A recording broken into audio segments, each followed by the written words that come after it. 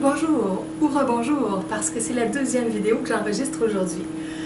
Nous sommes nous sommes mercredi, le 30 janvier 2013. Je te salue, je vous salue. J'ai vu juste avant de commencer ma vidéo qu'il y avait 2 nouvelles personnes qui venaient de s'abonner gratuitement sur YouTube à ma chaîne. Donc, vous êtes rendu 418 personnes. Alors, j'ai le bonheur de faire ce partage-là aujourd'hui pour chacune de vous qui êtes maintenant 418. Et bien sûr, j'offre aussi je vais le dire à l'univers, mais c'est grand un peu l'univers, en tout cas à la Terre entière, à toutes les personnes qui ne sont pas abonnées, qui vont tomber sur cette vidéo-là ou qui vont monter en énergie. Des fois, on dit tomber en amour, monter en amour, j'aime mieux monter en amour. Alors, j'espère qu'il y a des gens qui monteront en énergie avec la vidéo que je vais vous enregistrer dans quelques instants. C'est ça, j'ai enregistré juste l'autre avant sur le site extraordinaire que j'ai découvert. J'en ai parlé pendant 55 minutes presque, alors je ne vais pas recommencer, mais je vais juste vous dire le site. Ce site-là que je conseille, c'est les www.celestialrealm, j'ai bien la misère à le dire, le royaume céleste, celestial, REALM.com. Comme vous voyez, je ne suis pas bilingue, je comprends plus en lisant, en écoutant, mais pour parler, c'est pas évident. Donc, quand je découvre des sources spirituelles en anglais, c'est bon parce que ça pratique mon anglais. Je lis soit avec mon dictionnaire, ou bien je mets le traducteur de Google, je suis en train de lire ou d'écouter, j'arrête, je vais voir la traduction, je reviens, donc j'élargis doucement mon vocabulaire comme ça. Fait que je comprends plus quand je suis en train de lire ou d'écouter, mais pour parler et prononcer, c'est pas évident. Bon, peut-être qu'un jour je ferai traduire mes vidéos ou mes textes, mais ce sera quelqu'un d'autre qui les traduira en anglais. On voit, nous on prend des informations en anglais, puis il y en a d'autres qui les ont traduites parfois en français. Alors moi, pour l'instant, j'enseigne en français, je partage en français, et d'autres pourront faire le volet de traduction en anglais. OK, alors là, je veux vous parler, c'est une question que j'ai reçue par courriel cette semaine, de quelqu'un qui me disait qu'est-ce que tu as compris de si important avec la culpabilité en lien avec le cours en miracle. Moi, je pourrais reformuler ça aussi en disant pourquoi la culpabilité est une illusion?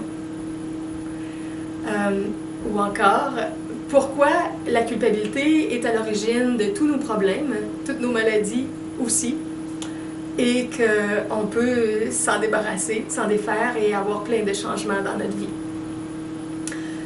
Donc, je vous invite à écouter cette vidéo-là pour comprendre comment vous pouvez entrer dans un monde au-delà de la culpabilité, vous sentir coupable ou culpabiliser les autres. Comment entrer dans le monde de votre innocence et de voir l'innocence de chaque personne. C'est des notions très très profondes qui ne sont pas encore évidentes pour moi. J'ai beaucoup de choses à intégrer avec tout ça. Mais c'est tellement important, tellement précieux, relié à tellement de choses que j'ai décidé aujourd'hui de consacrer une vidéo pour répondre à cette question-là. Qu'est-ce que je comprends de si précieux de la culpabilité en lien avec tout l'enseignement du cours en miracle, puis en lien avec tous les enseignements ou toutes les expériences que j'ai vécues qui ne sont pas directement reliées au cours en miracle. Donc, dites-vous que ma façon d'en parler, parfois ça va ressembler à ce que vous pouvez connaître du cours en miracle ou de d'autres enseignants ou enseignements, mais c'est ma synthèse actuelle sur le sujet.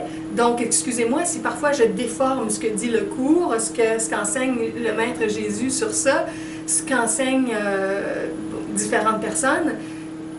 Je vais y aller tel que je le sens. I will go with the flow, comme on dit. Et prenez dans ça ce qui vous convient, puis laissez de côté ce qui vous convient pas. C'est un thème qui est relié à tellement de choses que je ne sais pas exactement comment va sortir tout ce que je vais vous dire. Je vais y aller d'une inspiration à l'autre. Je vais essayer d'y aller justement avec l'inspiration de l'Esprit qui guide pour ce qu'on a à communiquer. Il y a des enseignements où Jésus dit ne vous inquiétez pas de ce que vous direz, parce que l'important, c'est pas ce que vous, dans votre petit ego, dans votre petit soi, vous allez faire ou dire, mais c'est comment vous allez être ouvert à laisser l'Esprit en vous, le divin en vous, parler, vous donner les mots. Donc, c'est un peu ça que j'essaie de faire parfois dans mes différents partages, et j'y arrive plus ou moins bien. Comme on dit, dépendamment jusqu'à quel point notre ego est dans le chemin ou à quel point il se passe du chemin. Donc, je vais m'ouvrir le plus que je peux pour vous parler selon une vision spirituelle des ravages que fait la culpabilité dans notre vie et de toute la régénération, les bénédictions qu'apportent les perceptions ou les sensations d'innocence ou les visions d'innocence un peu partout. Je vous dirais aussi que j'avais pensé appeler cette vidéo-là aussi la culpabilité ou l'état de Bouddha ou l'état de Christ. Parce que dans le fond, c'est à ça qu'on est invité. Plus on va sortir de tout ce qui tourne autour de la culpabilité ou de la culpabilisation des autres, rendre les autres coupables ou se rendre coupable soi-même de certaines choses, quand on va sortir de ça, on va rentrer dans le fait qu'en profondeur, dans notre lumière, dans notre essence, fondamentalement, on est un Bouddha, on est un Christ. On est un être qui a un état de compassion, d'amour, de joie fondamentale qui est bien au-delà de tous les jeux plus sombres auxquels on joue parfois, de façon transitoire, éphémère. Une autre image que vous pouvez avoir, en sortant de la culpabilité, on découvre de plus en plus, oui, notre état de Bouddha ou notre état de Christ, mais notre état d'être un soleil. Chacun de nous, on est un soleil qui rayonne. C'est le cœur de ce qu'on est vraiment. Et il y a différents voiles, différents filtres qui se sont mis par-dessus ça. Mais on peut apprendre doucement à tasser les voiles, à déchirer les voiles, à les dissoudre pour laisser rayonner de plus en plus notre soleil intérieur. Ça, c'est plus quand je dis qu'une partie de mon identité spirituelle, c'est Solari Harmonia. Julie Solari, Morin Harmonia. Donc, Solari Harmonia, c'est quand j'arrive à être plus dans mon identité solaire. Donc, on est tous comme des soleils lumineux, mais fondamentalement, tout ce que l'on est provient d'un grand soleil universel. C'est une grande conscience unifiée qui entre chacun de nous. Bon, je reviens avec le thème directement de la culpabilité. En général, on n'a pas conscience de ça. Ça fait partie de notre inconscient. Ça fait partie des ondes qui sont cachées parce que c'est pas agréable de sentir ça, de savoir ça, de faire face à ça. C'est un peu comme la peur. Donc, c'est caché. C'est des ondes qui sont cachées en nous. Mais quand on étudie le cours en miracle, entre autres, puis qu'on voit comment Jésus ou le Christ explique, dévoile les choses, on comprend bien que ça nous habite. Puis on devient plus sensible pour remarquer à quel point on a des moments où on se sent coupable ou à quel point c'est la culpabilité qui est derrière d'autres émotions qu'on a en apparence. Si on ne se sentait pas coupable, on se sentirait vraiment enfant divin. Et on saurait pleinement à quel point on a droit naturellement à notre héritage divin, puis à tous les bonheurs du royaume divin maintenant. Si on n'arrive pas à vivre le royaume divin maintenant, c'est parce qu'on se sent indigne. C'est parce qu'on a un fond à l'intérieur de nous qui se sent coupable de quelque chose. C'est parce qu'on est encore accroché à un passé Dans certaines prises de conscience que j'ai faites dans le site de Paul et Jésus, Celestial Realm, je sais pas, je sais jamais comment le dire, .com, le royaume céleste en anglais, .com,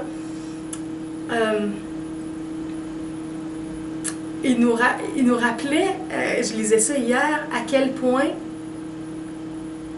la vie divine ne fonctionne pas selon le mérite. On n'a pas besoin de mériter puis de s'efforcer pour obtenir des choses. C'est un héritage naturel qu'on a. On est tous comme des princes et des princesses, d'un roi et d'une reine qui ont un grand royaume, un grand château où toutes les bonheurs, les bontés, les bénédictions sont là. Mais nous, on s'est comme illusoirement coupé de ça.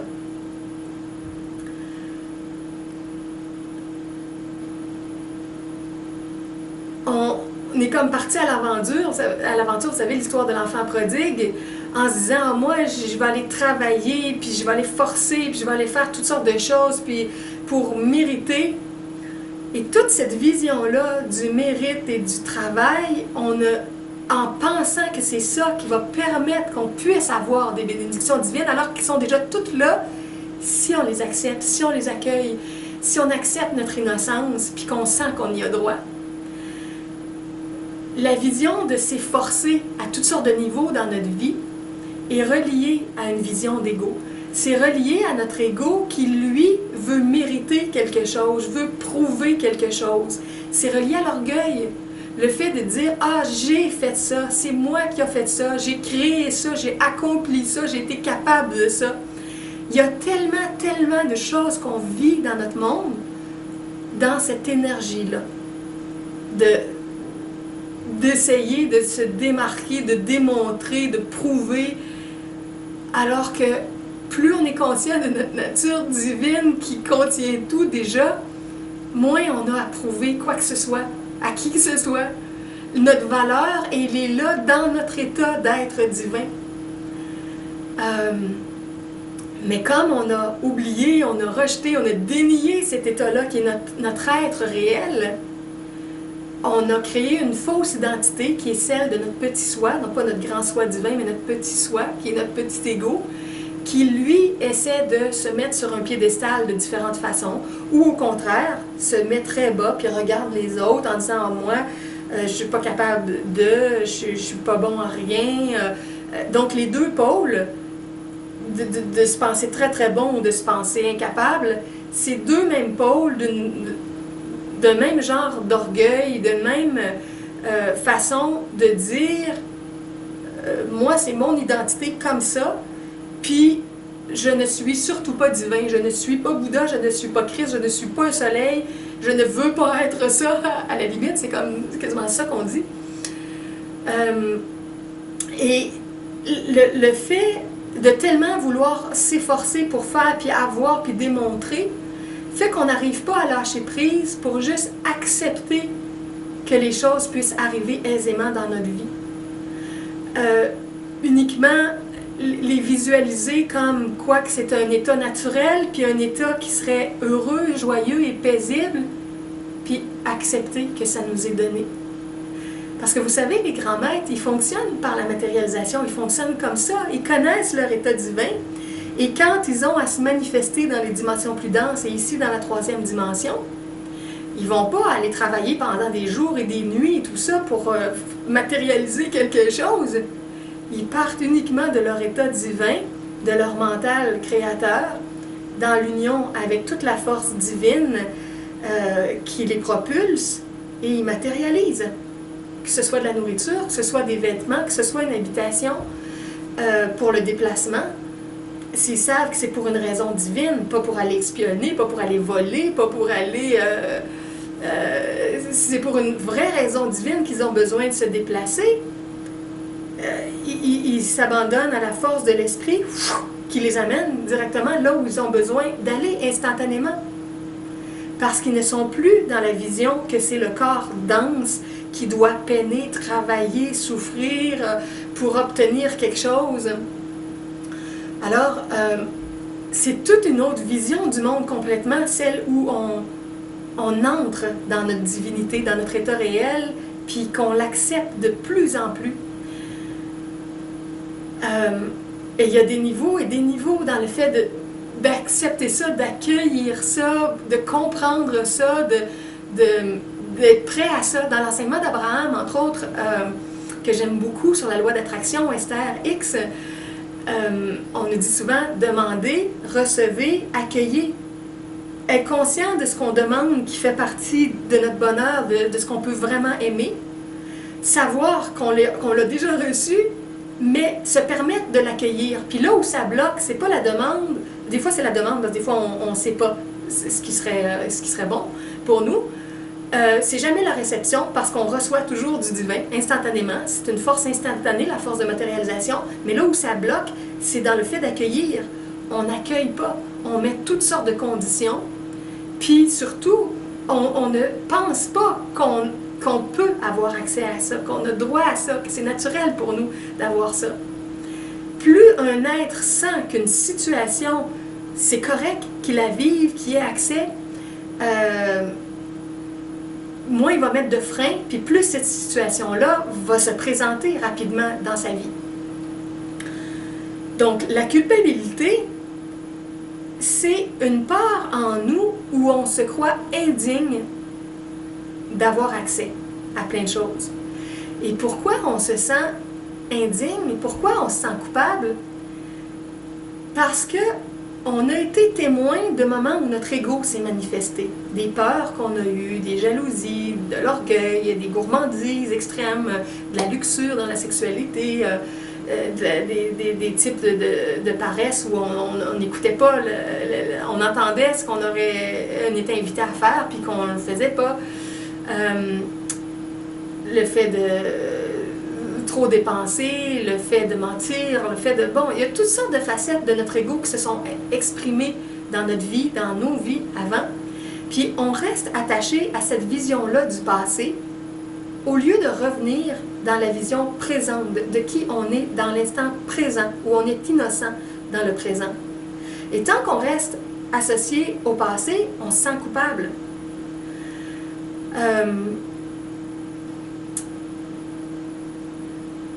Quand on se sent coupable aussi, on se prépare à attirer des accidents. Pourquoi est-ce qu'il nous arrive différents types d'accidents ou de drames? Une des raisons, c'est que dans notre fond inconscient, on veut comme se punir nous-mêmes. Quand on est dans un état d'amour, de paix, de joie, de communion avec tout ce qu'il y a de bon dans la vie, dans l'univers, c'est pas dans ces moments-là qu'on pense à des choses négatives, c'est pas dans ces moments-là qu'on est tous distraits, parce qu'au contraire, on est très présent. Et donc, c'est pas dans ces moments-là qu'on a des accidents. C'est quand on a des préoccupations, quand on pense à des choses qu'on pense qui vont mal aller parce que nous, on se pense pas capable ou parce qu'on n'a pas confiance en d'autres personnes, puis qu'on rumine, puis toute cette négativité-là qui tourne dans notre mental, puis qui forge de la turbulence dans notre champ émotionnel, ça nous prédispose à trébucher de différentes façons, puis à s'attirer des problèmes, puis des accidents, puis des drames.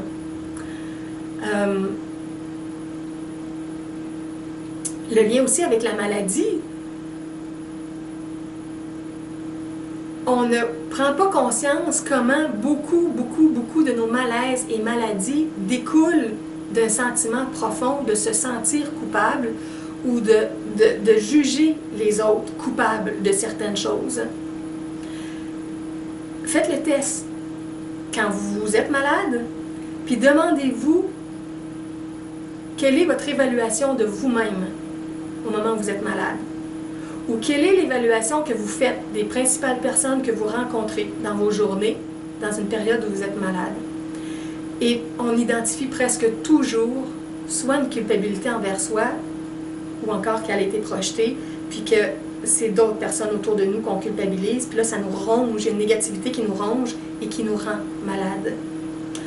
Plus on va sortir de ces états-là, de se sentir coupable ou de culpabiliser les autres, plus on va retrouver notre amour de nous-mêmes, notre amour inconditionnel, puis de s'accepter dans notre chemin avec tous nos faux pas ici et là, les moments où on tombe, les moments où on se relève, tous nos apprentissages, accepter notre parcours humain divin et découvrir que c'est très très précieux, puis qu'on fait plein de découvertes dans ça, et que le fait de se culpabiliser ne nous aide pas, le fait de se taper sur la tête ou de taper sur la tête de quelqu'un ne nous aide jamais.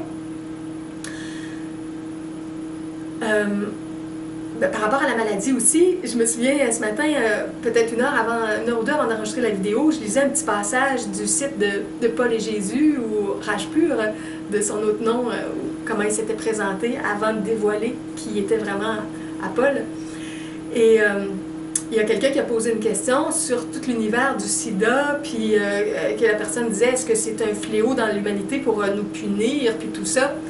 Puis Jésus a dit que c'était pas ça du tout, puis que c'était uniquement une démonstration de la puissance du mental et des émotions sur le corps. Et que dans quelques années, on commence déjà, mais on va entrer de plus en plus dans ça, on va comprendre que derrière la problématique du sida, il y a une problématique de culpabilité très très profonde pour beaucoup d'êtres. Puis quand ces êtres-là vont se libérer de la culpabilité, ils vont guérir spontanément. Puis eux, ils vont comprendre qu'est-ce qui s'est passé, puis ils vont en parler à d'autres, puis ça va faire boule de neige. Puis il y a plein de gens qui ont le sida qui vont se guérir en arrêtant de se sentir coupables. Et il disait que de la même façon que là, aujourd'hui, on regarde cette maladie-là dans le monde qui affecte beaucoup de gens, puis qu'on dit, on peut penser que c'est un fléau, puis que c'est un grand problème et tout. À un autre niveau, il dit qu'on va savoir que ça va être une bénédiction parce que ça va nous démontrer la puissance du mental sur le corps, et que quand un être humain change sa façon de penser, il change ses conditions de santé, puis qu'il va y avoir beaucoup de régénération rapide qui vont se faire dans les années à venir. Mais ça, c'est vrai pour le sida, mais on pourrait transposer, puis on pourrait le dire pour plein d'autres problèmes, malaises, maladies qui existent. Alors, il existe énormément d'avenues pour la guérison, mais ce qui est intéressant avec le cours en miracle, c'est qu'il nous montre comment la guérison commence par la transformation du mental, qu'il y a une partie de notre mental qui est dans la fausseté, puis une autre partie qui est dans la justesse. La fausseté, c'est tout l'univers associé à nos perceptions et compréhensions d'ego, et la justesse, c'est tout ce qui est associé à l'état divin en nous, à l'état Bouddha, à l'état Christ, à l'état soleil universel. Cette partie-là, elle est pure en nous, puis elle nous guide dans des émotions, dans des actions qui sont toutes alignées avec une vie divine qui ne peut que nous énergiser et nous apporter la santé et de plus en plus de bénédictions ou de bonheur dans notre vie. L'ego, lui, qui choisit plutôt de se culpabiliser, d'accuser, de dénigrer, de se venger, de faire des plans, de compenser de toutes sortes de façons difficiles, de s'efforcer, de défoncer des portes. Tout ce chemin-là est notre mental non juste. Et le cours en miracle nous aide à identifier tout ce qui vient de notre mental non juste et tout ce qui est plus le mental juste. Et plus on revient dans la justesse mentale, plus on se réaligne énergétiquement pour que toute l'énergie puisse bien passer, pour qu'il y ait de moins en moins de voiles. Parce que la fausseté, les erreurs, les mensonges qu'on se raconte dans notre ego, c'est des voiles, c'est des couches de voiles qui empêchent la lumière pure de bien passer, de bien rayonner dans notre vie. Alors, le cours en miracle, il nous aide à comprendre comment nos états mentaux dans une non-justesse nous conduisent à rester accrochés à un passé, puis à se culpabiliser encore et encore de ce qu'on a fait au lieu de passer à autre chose. Le cours en miracle nous explique à quel point on est tous pardonnés quand on accepte le pardon, parce que, comme je le dis parfois, on est comme des enfants, puis un parent qui voit un enfant qui fait une bêtise, il fait sa bêtise parce qu'il ne comprenait pas d'autre chose. Une fois qu'il a compris, il agit autrement. Nous aussi, le cours explique que toute notre vision du péché, c'est une vision où on a l'impression qu'on ne peut pas se détacher de choses moins saines qu'on a fait. Puis le cours explique à un moment donné que un des sens originels du péché, mais qui est une compréhension plus juste, c'est juste de comprendre que dans certains actes, il y a une forme de vibration qui ne dépasse pas un certain niveau et qui nous maintient dans des problèmes, de la souffrance et de la maladie.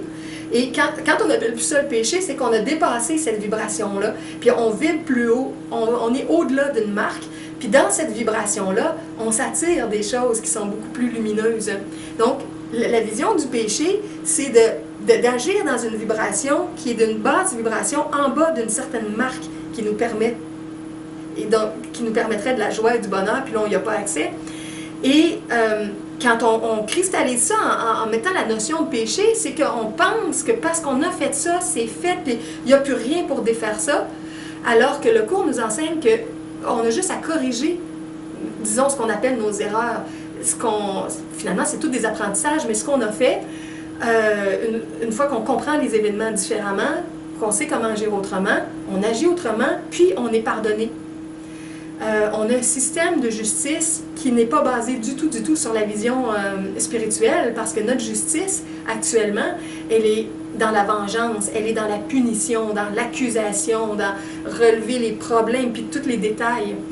Alors que les maîtres ascensionnés, le Christ, l'énergie de Bouddha bouddhique, c'est toute l'énergie solaire, c'est une énergie qui vient seulement pour nous enseigner, pour nous aimer, nous aider à nous réajuster et qui ne vient jamais, jamais, jamais pour condamner, pour juger, pour dénigrer, pour punir, jamais.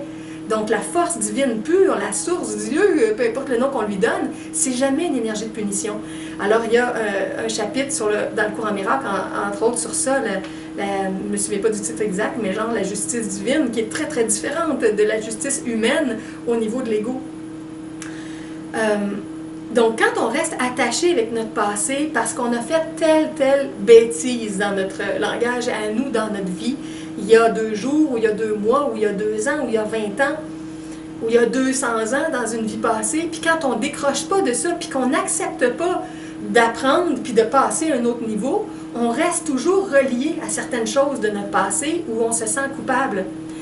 Puis, plus on va se sentir coupable, plus on va avoir tendance à culpabiliser les autres. Parce que si on se sent mal, nous, de certaines choses, on va avoir tendance à chercher chez les autres ce qu'ils ont fait de mal, parce que en voyant qu'il y en a d'autres qui supposément seraient coupables, bien, on va avoir l'impression de se déculpabiliser, de se sentir moins coupable. Donc, chaque fois que nous, on remarque chez nous des comportements d'ego, on va avoir beaucoup plus tendance à les remarquer chez les autres aussi, puis même à les amplifier, puis à voir ceux qu'on a l'impression qu'ils sont pires que nous. Et c'est ce qu'on appelle à un moment donné tout l'univers de la projection. Ce qui est dans notre monde plus inconscient, plus d'ego, de souffrance, c'est comme caché, on ne veut pas trop le voir, puis à la place, on met notre focus sur ce qu'on va voir en miroir de ça, qui attire notre attention, parce qu'au fond, nous, on le sait, qu'il y a une partie de ça en nous, là, qui nous achale, puis on va le voir chez les autres. Et là, au lieu de se culpabiliser soi-même, on va culpabiliser les autres, de ci, de ça, de ça, de ça. À l'inverse, quand on commence à passer à autre chose, qu'on délaisse notre souffrance d'avant, puis qu'on a une compréhension nouvelle, puis qu'on se pardonne et qu'on passe à une nouvelle étape, quand on va voir quelqu'un qui est pris dans une situation difficile avec ses comportements d'ego, notre réaction ne sera pas de l'accusation, ça va être de la compréhension, de la compassion, de l'amour de l'autre, comme on s'aime nous-mêmes, et si on est capable de l'enseignement, de l'éducation pour aider la personne à comprendre des choses, pour sortir de ça, et on va très bien savoir, se rappeler que c'est un être divin, comme nous, on est un être divin toujours, même si par moment on l'a oublié puis qu'on a fait quelque chose qui était un peu moche pendant X temps. Et une autre personne aussi peut faire des choses moches dans sa peur puis dans ses difficultés pendant X temps, mais ça reste un être divin, puis quand la personne elle va s'en souvenir, elle va très bien se souvenir de sa réalité, puis elle va délaisser ses anciens comportements. Alors l'enseignement du cours en miracle, c'est d'apprendre à voir de plus en plus le Christ en nous, l'être innocent, l'enfant pur qu'on est fondamentalement quand on ne se fait pas piéger par toutes sortes de choses qui sont des formes illusoires et réelles vraiment de la vie. Puis arriver à voir comment les gens se piègent. Mais quand on est encore pris dans un type de piège, avec un type d'orgueil, un type de colère, un type de jalousie, un type de convoitise, type de peur. Quand ça nous habite encore, on est tellement pris dans ça qu'on peut juste voir le miroir chez les autres, mais on n'arrive pas à voir derrière. On est réactivé quand quelqu'un vit quelque chose qui est comme nous, on vit parfois la même chose. Une fois qu'on a réussi à passer à travers cet état-là, on va être capable de passer à travers quand on va la voir chez l'autre. Puis on ne perdra pas de vue sa pureté, son Christ, son Bouddha, son soleil radiant qui est derrière la manifestation temporaire et dans son ego, dans sa peur. Donc, on va avoir un regard où on va être capable de voir l'innocence au-delà des apparences. Puis on va être capable de voir ou de sentir ça en nous aussi. Contacter notre partie innocente au-delà des parties, par moments, qui se font ramasser par l'ego. Un autre élément important relié à la culpabilité aussi, parce que comme je disais, il y a des liens, puis des niveaux et des niveaux à tout ça. C'est comme une toile d'araignée, la culpabilité, qui se greffe à toutes sortes d'éléments. C'est qu'on a une culpabilité qui est très très profonde, qui remonte j'allais dire il y a longtemps, mais finalement le temps n'est pas important, qui remonte au moment où on s'est comme séparé en commençant à jouer à notre jeu, à faire notre rêve, de notre état divin originel. Du moment où on était vraiment comme dans l'état du royaume de Dieu, dans le jardin d'Éden, à vivre selon toutes les lois cosmiques d'harmonie, puis qu'à un moment donné, il y a une petite facette de nous qui s'est demandé qu'est-ce que ça ferait si on respectait pas ce cadre-là, si on essayait de vivre autrement, si on essayait d'être à part, puis faire de cavalier seul. Puis tu te diras, non, moi je vais faire les choses à ma façon, complètement différemment. Il y a un point dans notre être où on s'est détaché de l'état d'abandon parfait avec le royaume divin. Et on garde à l'intérieur de nous toujours une espèce de nostalgie de cet état d'unité-là et de bien-être et de protection toute grande qui est là aussi quand on est dans l'énergie divine. Il y a une partie de nous qui sait qu'on a pris un autre chemin là, temporairement. Et il y a un fond à l'intérieur de nous où on se sent coupable de ça. Et dans cette culpabilité-là aussi, qu'est-ce que ça fait? C'est que, si je l'explique de façon grossière, c'est comme le début d'une forme de dualité. Au lieu d'être au lieu d'être dans la famille divine universelle, on s'est mis en opposition. On a voulu partir à l'aventure à notre façon, avec le mental de notre ego qui a commencé à se développer, puis qui a développé comme une deuxième identité à l'intérieur de nous, avec un petit i, non pas notre grande identité divine, mais la petite identité, le petit soi.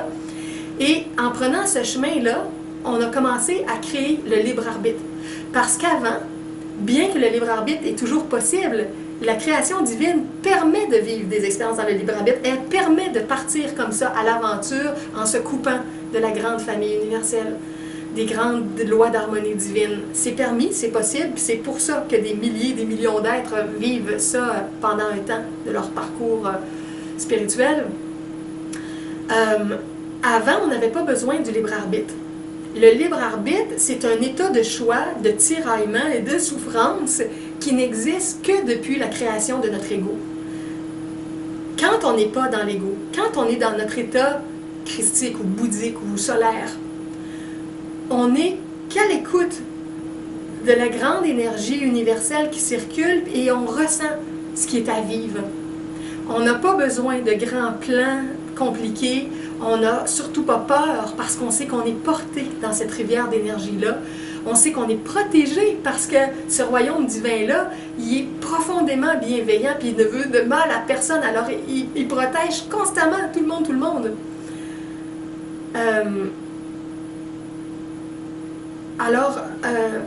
J'ai perdu mon idée, je voulais dire quelque chose. Bon, je vais repartir sur une autre piste, mais j'ai perdu une petite idée que je voulais dire avec ça.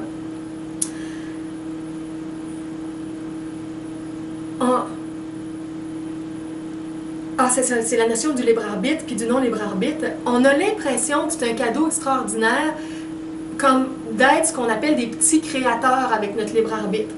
Mais le cours en miracle nous aide à comprendre que, dans le fond, la vraie énergie créatrice, Parce que l'ego, lui, il répète des scénarios. Il fait des mêmes choses, il joue au même jeu des mêmes grands égos là, qui contrôlent l'humanité dans les scénarios d'ego. On n'est pas très inventif dans ces scénarios-là. La vraie créativité, elle vient des états divins qui, eux, peuvent faire émerger quelque chose de nouveau, puis c'est toujours quelque chose d'harmonieux, quelque chose d'ordonné, quelque chose de bienfaisant pour l'ensemble du groupe. Et quand on est dans cette partie-là juste de notre mental ou de notre être, on n'a pas besoin du libre arbitre. On a juste besoin d'être à l'écoute, et il y a un état naturel, inné, qui est là pour tout le monde, à tout âge, de l'enfant à l'adolescent, à l'adulte. C'est un état comme de connaissance naturelle. En étant ouvert comme ça, et sans vouloir mettre notre ego à l'avant-plan puis essayer de prouver, on est dans un champ ouvert qui nous porte puis qui nous amène ce qui est nécessaire au moment. Et ça peut ouvrir n'importe quel chemin, n'importe quelle porte, ça n'a pas de limite parce que c'est la connaissance, l'intelligence, l'amour pur des sphères divines en manifestation à travers l'être humain. C'est la fusion de l'humain et du divin. Et dans cet état-là, on est dans un état d'unité et on n'a pas de choix à faire. On n'a pas de casse-tête. Les choix et le libre arbitre, c'est tous nos états d'ego. Je sais que c'est pas évident là, pour beaucoup de gens, même pour moi, mon ego se rébelle à ça par moments, mais au fond de moi, je le vis puis je la comprends, cette réalité-là. Mais ça demande d'arrêter d'avoir peur, d'arrêter de contrôler, parce que c'est l'ego qui a peur, c'est l'ego qui contrôle. Parce que l'ego, lui, a voulu faire son plan, il a voulu créer son royaume humain à sa façon. Puis il a organisé les choses, il a dit « moi je suis capable, moi je vais vous montrer, moi je vais organiser la création autrement, moi. » Alors que le royaume, il est là, il existe déjà, il est parfait, il est abondant, il est parfaitement protecteur. Mais on l'a oublié, on l'a dénié, on l'a rejeté. Et là, on a à retrouver cet état-là pour replonger dans ça et sentir que toutes les choses vont se remettre à se placer, à couler, à s'harmoniser naturellement. Fait que cet état-là divin, il demande aucun contrôle puis aucune planification compliquée parce que tout est déjà cosmiquement, mathématiquement, c'est déjà un grand ballet, une grande orchestration extraordinaire qui crée des symphonies en faisant en sorte que les inspirations arrivent à chacun. On est comme tous des musiciens qui créons notre partie dans ça, puis tout se déroule bien.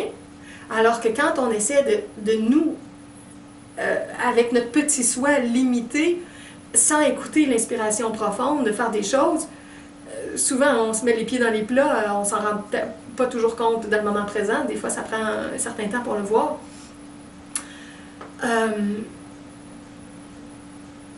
Bon, alors,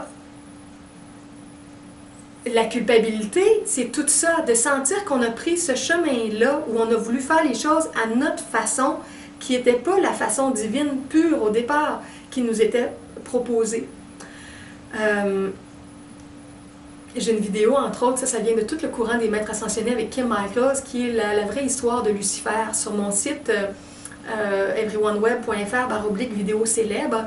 Puis comment ça l'explique l'état luciférien originel à l'intérieur de chacun de nous, quand on a plongé dans ça à un moment dans notre parcours, comment on a imaginé que la création était mal faite, puis comment on a voulu la refaire autrement, puis comment on s'est créé plein de problèmes à essayer de refaire les choses mieux que comment on pensait que Dieu les avait conçues. C'est très beau, toute cette histoire-là que je raconte, qui vient de l'explication des maîtres ascensionnés.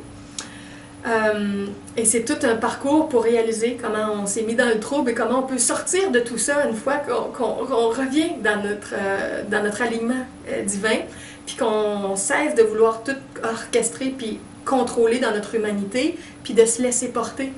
Comme moi, j'écris beaucoup. Moi, dans les talents que je reçois de la force divine, j'ai le talent de l'écriture, puis j'en ai un dans la communication. Et je ne force jamais un texte. Si l'inspiration n'est pas là, je ne m'assois pas devant mon ordinateur ou devant mon cahier d'écriture pour dire « Bon, qu'est-ce que je vais écrire ce matin ou cet après-midi ou ce soir? » Puis je veux écrire, puis je veux être célèbre, puis Non, si l'inspiration, elle n'est pas là, c'est que c'est pas ça que j'ai à faire, c'est que je suis pas guidée comme ça, c'est qu'il y a quelqu'un d'autre là, qui reçoit d'autres inspirations pour écrire ou parler, ou puis c'est que j'ai d'autres choses à faire. Puis quand c'est ça que j'ai à faire, l'inspiration vient. Bien sûr, en lien avec tout mon bagage, ma compréhension, ce que je suis capable de porter dans mon humanité, mais ça vient. Et mon texte, entre autres, que j'envoie gratuitement par courriel, Le paradis sur la terre, est-ce possible? C'est un texte de 50 pages, je crois, aux alentours de ça, qui s'est écrit en à peu près 10 heures d'affilée. J'ai commencé à l'écrire, j'ai continué, tout s'est mis en place. Alors, j'ai pas pris 2 semaines pour l'écrire. Puis beaucoup de compositeurs, de créateurs vont dire ça, que certaines bonnes chansons, certaines œuvres, certaines pièces de théâtre, certains livres, ils sont venus très, très, très rapidement parce qu'ils étaient en accord avec l'inspiration. C'est sûr qu'il y a aussi des fois des inspirations de l'ego. Le plan astral, le plan mental, tout imprégné des énergies d'ego, des êtres qui vivent dans toutes les dimensions, qui poussent pour inspirer les êtres. Il y a l'alignement d'inspiration de l'ego, puis l'alignement aussi d'inspiration du divin. On peut être dans un ou de l'autre. Donc, des fois, on est très, très nourri aussi, mais ça peut être tout l'alignement d'ego. Mais ça, on le reconnaît vite parce que ce qui va être créé va manifester toutes les caractéristiques de l'ego, ben pas toutes, mais des caractéristiques de l'ego, des énergies de peur, des énergies de souffrance, des énergies de confrontation, d'accusation, de critique, de négativité, donc que ce soit dans l'art pictural, la peinture ou la musique ou la communication, peu importe ce qui va être fait, si ça dépeint l'ego, bon, c'est une inspiration d'ego. Si ça dépeint l'harmonie, le bien-être, tout ça, c'est une inspiration divine qui nous a guidés. Alors, on est tous des créateurs, on est tous appelés à emmener nos talents à notre façon. Puis si on s'ouvre, on va recevoir des inspirations au bon moment pour telle chose, selon nous, ce qu'on a à faire. Hein. Mais on n'a pas besoin de forcer, puis on n'a pas besoin de travailler dur, puis on peut avoir tout le nécessaire qu'on a besoin, non pas trop, non pas non plus ce qui est inutile, puis ce qui serait gaspillé, ce qu'on est vraiment capable d'apprécier, ce qu'on est vraiment capable d'aimer. Puis en général, c'est pas en si grosse quantité, là. Beaucoup de nos insécurités, puis de nos peurs, puis de notre culpabilité, fait qu'on va courir de différentes façons pour pas sentir ça, puis que là, à ce moment-là, on va avoir besoin de faire des dépenses, puis de consommer, puis d'acheter beaucoup, puis d'avoir des choses qui vont être comme plus dispendieuses ou pour montrer aux autres. C'est souvent beaucoup une espèce de fuite parce qu'on n'arrive pas à juste se laisser vivre plus spontanément, plus simplement. Mais dans notre simplicité naturelle, dans notre état divin naturel, souvent on n'a pas besoin de grand-chose, on n'a pas besoin de beaucoup de monde, sauf exception. Il y a des gens qui dans ce qu'ils ont à faire, des fois ça touche des groupes dans une organisation ou dans une transmission ou dans une forme d'art. Bon, il y en a qui touchent les groupes, mais souvent c'est à plus petite échelle, avec quelques personnes autour de nous, d'une famille, d'amis, de collègues. Si c'est fait dans le respect, dans l'amour, dans l'énergie qui coule, dans l'inspiration qui vient, c'est parfait. C'est parfait, parfait. Alors, si je reviens au terme de la culpabilité, c'est que on a un fond de culpabilité du moment où on a pensé qu'il fallait qu'on s'occupe de créer le monde, puis de changer le monde, puis de changer la création. Alors que, tel que le cours en miracle nous l'enseigne, en profondeur, on n'a pas à changer les gens, puis à changer le monde, parce que tout ce qu'on voit, c'est une projection de notre monde intérieur. Puis quand notre monde intérieur change, on voit autre chose. Puis on reste plus piégé à juste voir les choses de basse vibration. On voit ce qui est plus beau, ce qui est plus lumineux derrière, dans les gens, dans les événements. Alors, des fois, on dit le monde est une attaque du divin ou est une négation du divin avec tout ce qu'il y a de laid et de souffrant dans le monde. Puis d'autres fois, on dit le monde, c'est une création divine. Ça dépend juste du point de vue. Tant que c'est l'ego qui est en mouvement, oui, l'ego attaque tout le plan ou l'orchestration divine qui est si belle, si parfaite. Puis quand c'est notre essence qui est en train de s'exprimer, puis qui est dans une belle énergie, puis qui est dans le flot qui coule, c'est la création divine en mouvement. Fait que les deux sont toujours là. Mais le cours en miracle nous aide à voir que ce qui est éternel, c'est la création divine si belle, Et ce qui est éphémère, ce qui est de l'ordre du rêve, c'est nos scénarios d'ego. Parce que ça, ils ont commencé à un moment donné dans notre histoire, nos scénarios d'ego, puis ils vont finir à un moment donné. C'est pour ça que le titre du livre de Gary, c'est « Et l'univers disparaîtra ». Tout l'univers de l'ego. Non pas tout le monde dans sa beauté, dans son essence pure, mais les distorsions qui viennent de notre ego, ça va disparaître plus les êtres vont redevenir qui ils sont vraiment. Donc, le monde disparaîtra, c'est ce monde-là de souffrance et de maladie, parce que les gens vont être de plus en plus en santé, de plus en plus dans leur innocence, de plus en plus dans l'appréciation, dans la gratitude, dans des créations lumineuses. Tout notre monde est en train de se transformer. Il y a un texte que je lisais ce matin de Raj et Paul, au Raj pur, ou le Christ Jésus, Raj pur, dont j'ai parlé dans l'autre vidéo, et où il disait que dans l'ensemble de la création, il y a beaucoup plus d'êtres qui sont éveillés, qui sont plus dans la dualité, comme nous, on est encore souvent piégés, avec nos tiraillements, puis notre libre arbitre, puis nos choix, puis au lieu de juste écouter, puis suivre le flot, le courant. Les gens qui sont dans le courant de s'efforcer, puis de prouver, puis dans l'orgueil de démontrer certaines choses, puis d'avoir l'impression d'en faire jamais assez, alors qu'on fait ce qu'on a à faire selon comment le divin nous guide à faire et à être, puis c'est parfait comme ça. Fait qu'il disait qu'il y a beaucoup plus d'âmes éveillées, puis le nombre d'êtres endormis qui sont dans cette dualité souffrante-là, pris avec le libre arbitre, il y en a un beaucoup plus petit nombre. Puis là, ça nous semble gros parce que nous, c'est ce qu'on voit ici à travers nos jeux de souffrance parce qu'on est encore pris dans ça. Mais pour ceux qui en sont sortis, puis qui connaissent toutes les autres dimensions, toutes les autres sphères de vie, les autres endroits, c'est beaucoup plus vaste, les ondes d'harmonie, que les ondes d'ombre. L'ego a juste un petit territoire beaucoup plus petit. Et Jésus expliquait dans un texte à Paul et aux gens qui étaient avec lui comment l'éveil là, se fait en accéléré et comment toutes les forces d'éveil aident chacun à s'éveiller puis que chacun communique de plus en plus. Ah, j'avais mis mon petit cadran pour savoir que il me restait juste 3 minutes là, en temps. Alors, c'est contagieux dans le bon sens. Il y a une publicité à la nouvelle là, avec André, notre humoriste du Québec ici, puis d'autres personnes. Ils ont comme toutes des tâches, puis c'est une publicité pour Oxfam, puis c'est beau, puis ils disent je suis contagieux pour aider Oxfam, puis aider l'humanité, puis les bonnes causes. C'est toute la contagion positive qui commence de plus en plus et qui s'accélère dans notre humanité. Alors, toute la culpabilité, dans le fond, c'est chaque fois qu'on sent qu'on n'entre pas vraiment pour se laisser juste guider puis accepter l'abondance divine. Puis quand on n'accepte pas tout ça, puis qu'on est dans la dualité, on se fait comme un ennemi de Dieu ou des êtres divins ou du Christ ou de Bouddha. On pense que ces gens-là sont nos ennemis parce qu'on a l'impression qu'ils n'ont pas le même alignement que nous. Puis là, ça nous achale, puis les courants spirituels, puis tout ça, c'est sûr qu'il y a des déformations, puis il y a des choses des fois qui sont achalantes, là, mais ceux qui sont purs, ils sont juste là pour nous aider à retrouver notre justesse puis notre bien-être. Alors, quand on vit le conflit, on est en conflit avec les êtres spirituels, on est en conflit avec Dieu, puis notre premier ennemi, c'est Dieu. Puis quand on a Dieu comme ennemi dans notre mental, on est dans une bataille. Puis cette bataille-là intérieure, elle est dans un fond à l'intérieur de nous, de notre conflit originel avec le divin.